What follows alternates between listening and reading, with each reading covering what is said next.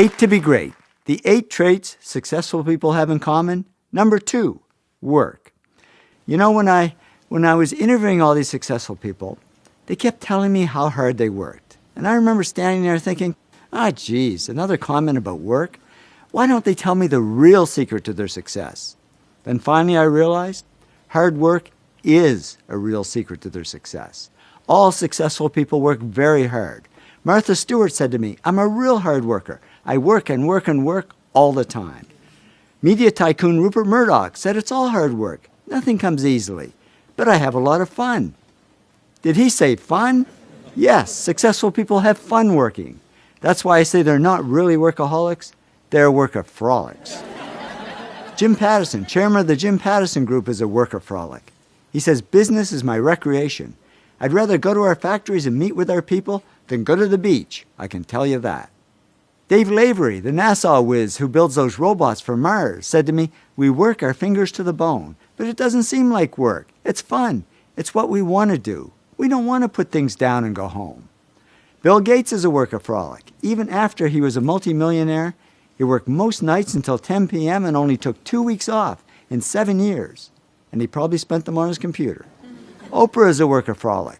She says, I'd never see daylight. I'd come into work at 5:30 in the morning when it was dark and leave at 7 or 8 when it was dark. I'm a workaholic. And over the years, I've gone through many days and even weeks without much sleep just because I was having so much fun. And I got to admit, at times like that, you say to yourself, am I the only one working this hard? Because there's a myth that comes easy to some people. You turn on the TV, nobody's working that hard. A guy like Chris Rock stands up on stage, tells a few jokes. What's hard about that?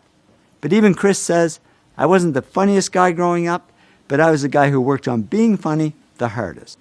Trust me, I've interviewed over 500 successful people. Not one of them said it came easy, even though they were doing what they loved.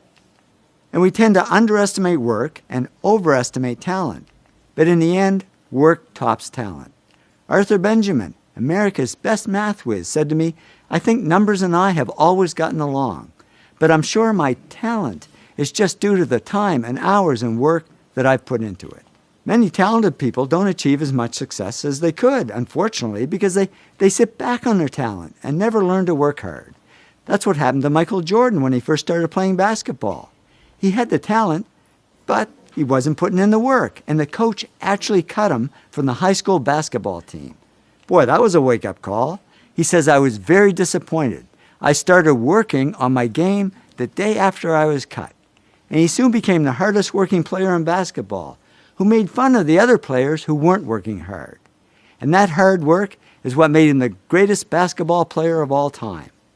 So I'd say the real gift isn't talent, it's the ability to work hard.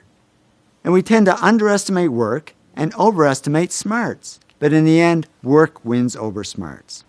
In fact, many successful people aren't the smartest. They just work the hardest. Francois Parenteau, who Business Week called the top independent analyst on Wall Street, said to me, I'm certainly not that smart. I can't even remember my own zip code. But he also says, work is a big part of my life. I think about investments pretty much 24 hours a day, 7 days a week. Nez Hallett III is CEO of Smart Wireless.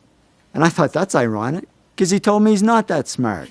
He says, I graduated from high school with a C average and college with a C- average. But now the smart PhDs are reporting to him.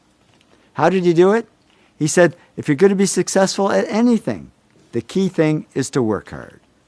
I'm not smart. As proof, here's my actual 12th grade report card. It was the only one my parents ever kept. Don't ask me why they kept it.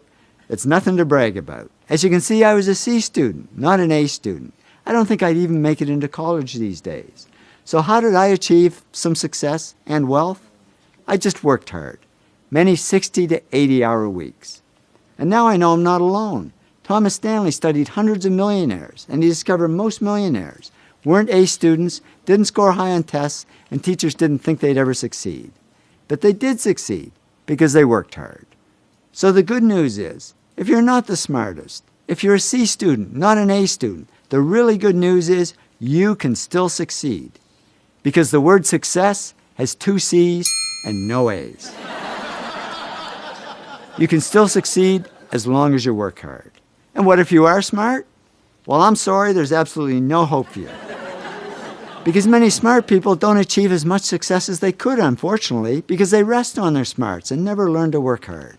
Yong Kim, president of Lucent Technology, says people who are the smartest sometimes don't realize their full potential because things get too easy, so they don't push themselves hard. After a talk I gave at one of the world's top 10 business schools, a man came up to me and said, "You know, when I got my MBA here a few years ago, I was one of the smartest people in the class. I thought I had it made. So after I graduated, I sat back and I didn't work hard and I went downhill. And now at this point in my life, I've gone nowhere. I haven't achieved any success at all." He said, "Thanks for the wake-up call. Now I know what I need to do. I need to work." So the bottom line is, whether you're smart or not, whether you're talented or not, just keep working.